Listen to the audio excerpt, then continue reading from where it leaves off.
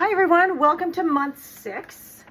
I have opened my kit and I've done all of my cutting for this block. Block 6 instructions are on page 14 and 15 of your pattern. The first thing you're going to want to do after you cut following the instructions is take the 2.5 inch squares that you cut from your background fabric and draw a diagonal line from one corner to the other. We're going to use those pieces, those 2.5 inch squares of background fabric and the 4.5 by 2.5 inch rectangles of the print fabrics for step 1.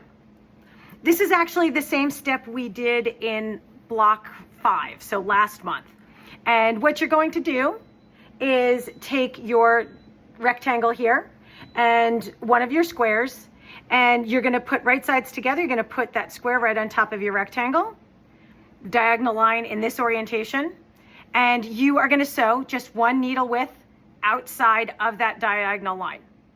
Okay, so once you do that, you will then trim the block. Okay, so I already trimmed mine here, but you can see that I took those corners off. You're going to trim it 1/4 inch, and then you're going to press that towards the dark. Once you've done that, you're going to end up with a piece that looks like this. You now want to add your other square to make another triangle here. So we will take another one of our background squares. And again, you want these lines to be parallel to one another. So we'll put it right on here. And you'll sew again just to the outside of that line. Okay, then you'll trim and you'll end up with a rectangle that looks like this. So we want to do this for each of our 4 print fabrics. And that's step 1. Okay, so I have step 1 completed. I have my 4 print fabrics with those background corners added to them.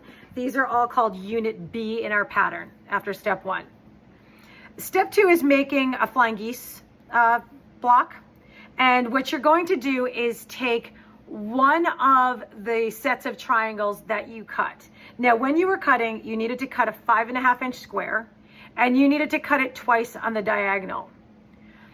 You're only using one set of these, one of each of your print fabrics. And the reason they have you cut it this way is because you didn't want to have bias on the outside of your block. So we're going to be putting triangles here and here, which you're going to sew the biases into a seam, and it's going to eliminate some stretch. This is one of my things that's not my favorite things about this pattern, that you do have a lot of leftovers. But rest assured, we are going to create another pattern or a border or something for all of this leftover fabric. So again, you're only using one of each of the colors of the triangles in this step. So you can set these aside. Now in this step, let me just take one of them. What you're going to do is add your background triangles to your print fabrics. And this is the orientation. So you're going to line up your triangle down in this bottom corner.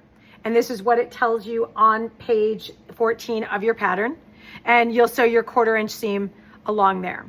Once you've done so, you're going to press it back. And then you will add your other triangle to this side here. Okay, and you'll sew through. These will be trimmed down a little bit. So I will go do that step and come back to show you how to trim them.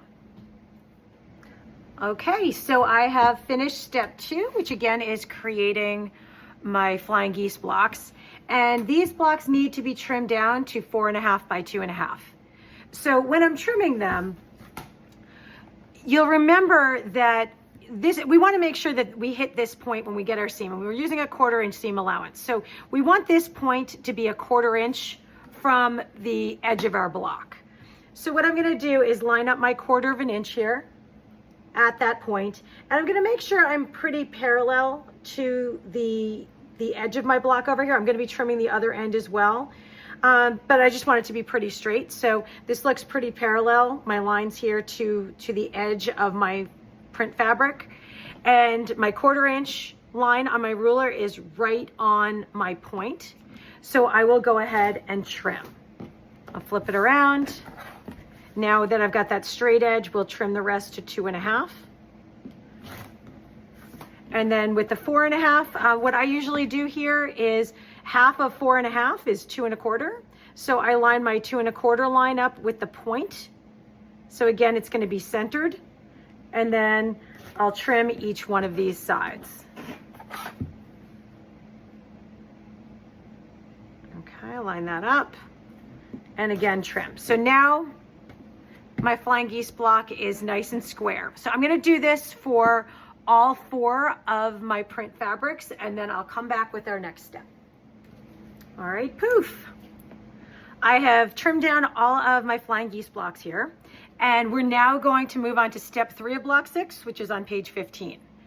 We're assembling the quarter of a block, and the quarter of a block is each one of the matching prints with your kind of parallelogram there and your flying geese block. So what you're going to want to do is take your parallelogram and your flying geese block, and you're going to sew them together. Okay, so you're going to follow the orientation that's in step 3 here. You're going to do that for all 4 of your different prints. So you'll make 4 blocks that look like this, and then we'll come back for assembly. Okay, poof.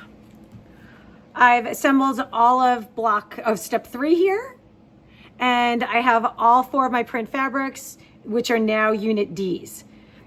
You're now going to go to step 4, and you're going to sew these 4 units together. Just make sure you follow the orientation on the page.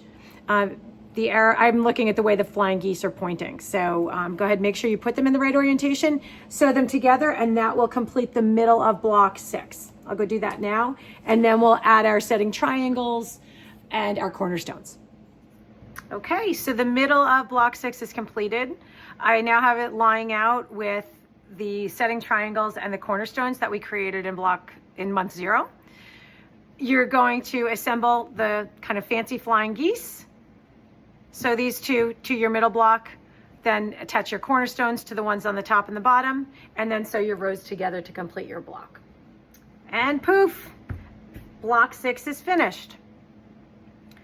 Now that you finish this block, don't forget to go and work on your flying geese block. If you're following the book instructions, you'll find those on page 30 and 31 of your pattern. If you're using the paper piecing method, you can follow the instructions on the paper piecing templates, and then the construction piece is on page 31. Thanks everyone, hope you enjoyed this one.